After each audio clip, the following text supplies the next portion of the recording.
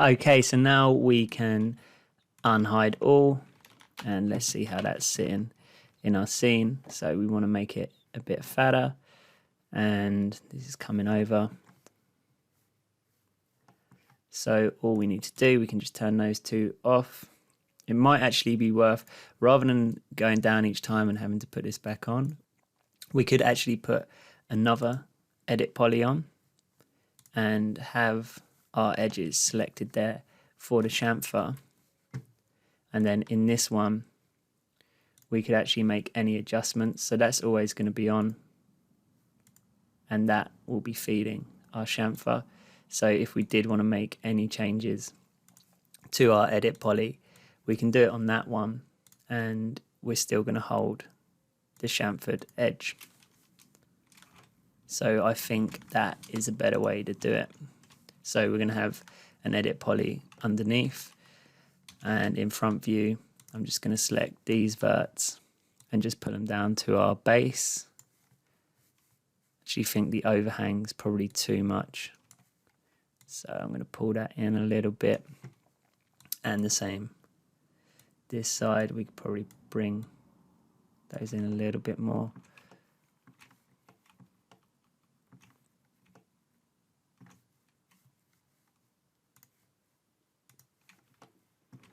And yeah, I'm happy with how that's looking at the moment. So in the front view, I'm going to hold shift and drag that across, make it a copy. And now obviously we don't want this L shape on there.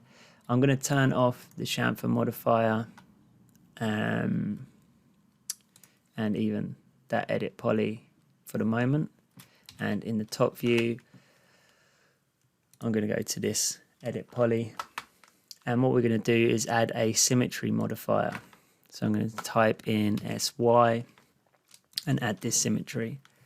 And you can select this drop down, and that will select the mirror, and we can move that across with this gizmo. And probably better if we isolate this to see what's going on.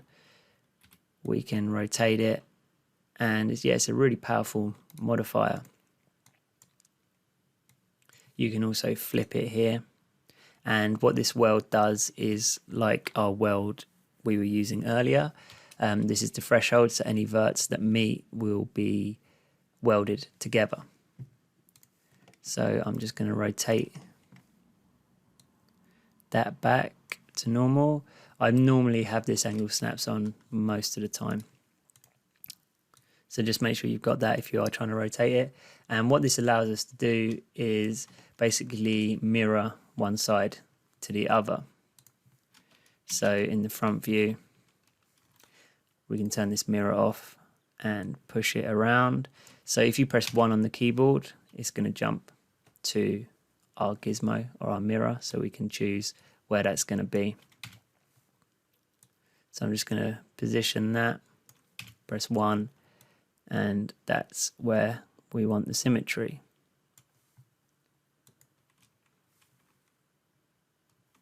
Whilst we're here, you'll notice that our pivot point is over on the left, and that is not exactly where we want it, and that's come from our previous object.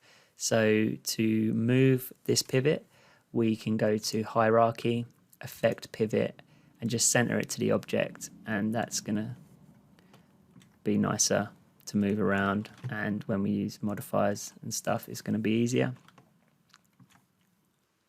And now if I turn on this edit poly, we can see that the edges we had selected to chamfer in our other pillow have just gone a bit nuts, so let's deselect.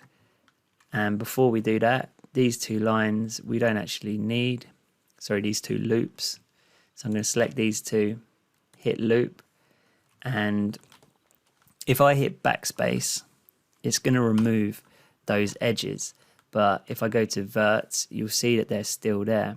So to remove both the edges and the verts, we need to hit Control and backspace.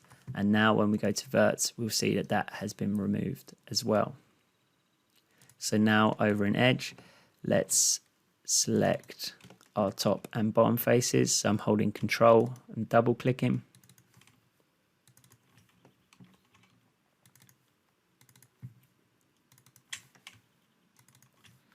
And now when I turn on my chamfer, it's going to add the chamfer to the top and bottom, and we'll turn on our turbo smooth, and we've got ourselves that middle pillow. So let's select our original one, and we're going to move it over to here. This time, let's use this mirror tool. So the mirror tool is a little bit different to the symmetry modifier, because the symmetry is a modifier that goes on an object, whereas the mirror tool will create a new mirrored object. So I'm going to make it a copy and have it mirror in the X and hit OK. So now if I pull this across, we can see what's going on. I'm going to rotate that by 90. And then in the top view, let's position this as best we can. So somewhere around there. Obviously, it's not going to line up completely. So I'm going to show you another tool. Let's turn off these top 3 modifiers. So we're keeping it simple while we're doing our edits. And that's too far in for my liking, so I'm just going to pull that out. I wonder if it's the same over on the other one. And again, because we've got this nice modifier stack, we can go in and change that. So it is. So let's just select that one and pull it out. Yeah, that's better. All right, so it's not too dense a mesh. If we did want to kind of shuffle things around, there's a couple of ways we can do it. We could just select all of these and kind of push them into position, but again, it's going to cause some differences in how equal our mesh is divided, and it could be a bit tedious to kind of realign all of these. So something else we could do would be to add an FFD modifier, and what it does is surround the geometry with a lattice, and then we can select control points in this lattice and use them to model from, which is really handy. So if I add this FFD 4x4x4, this means that we have 4 edges to our lattice and 4 in the height. So it basically dictates how many control points you have, depending on which one you select. So there's 4 of them, I believe. Well, there's a cylinder as well. So what we could do here is select all of these control points and just pull them out all the way to the edge. The issue with this is you can see that this has got bigger because it's basically stretching the quads compared to this side. So that is a quick way to do it, but you might want to add a few more control points. So to do that, let's delete the 4x4x4 one, and we can add the box FFD. And in here we can set the amount of lattice or control points. That should do it. So that was the height. So I've got it on 2, 6, 4. So I've got 1, 2 going up. I've got 6 going across, and then 8 going from left to right. So now when I select the control points, again, you can press 1 on the keyboard. 2 is going to let you select the lattice, and 3 the volume. So you can always use your number keys in the modifier, and the same goes with your edit poly. It's 1, 2, 3, 4. So now I can click and drag and pull these across, and we're not really messing with our chamfered edge too much, or with our edge here. And the FFD is really powerful we can kind of add some softness to our cushions as well, which we'll take a look at in a minute.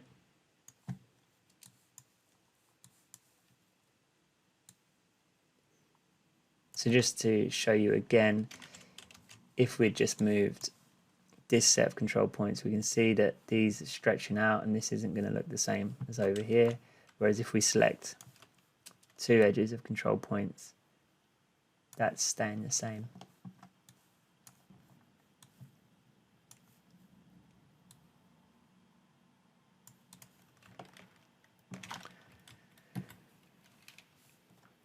So that's positioned it much more nicely.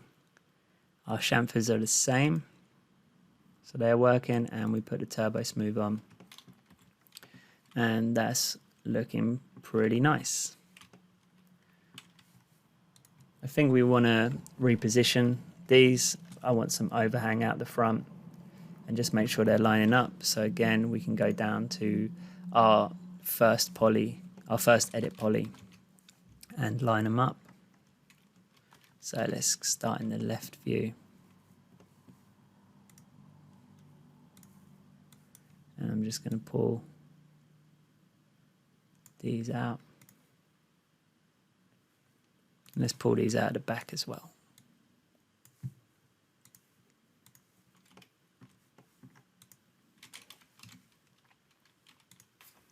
So this warning is going to come up if you jump down, and basically you're editing something under the symmetry. So this is going to have a knock-on effect, and this is a warning.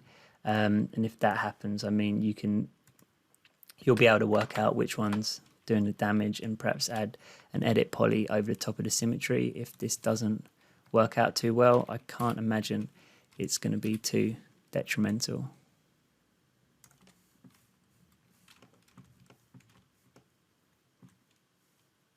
Because you can see we're editing that and the symmetry's not on. So now if I turn it all back on, it should all go back to normal, which is cool.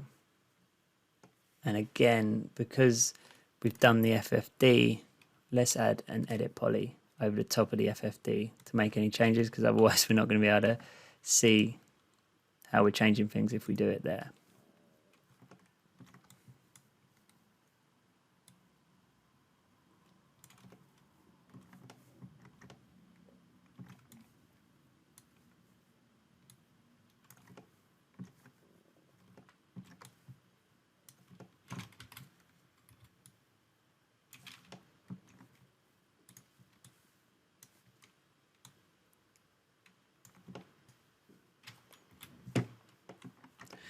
All right, so that's looking pretty good. I'm just going to change them to grey. And we're going to want to add some seams to these, and also we want to make them a little bit more natural. They still look quite rigid. They don't look very comfortable at the minute. So let's take a look at that next.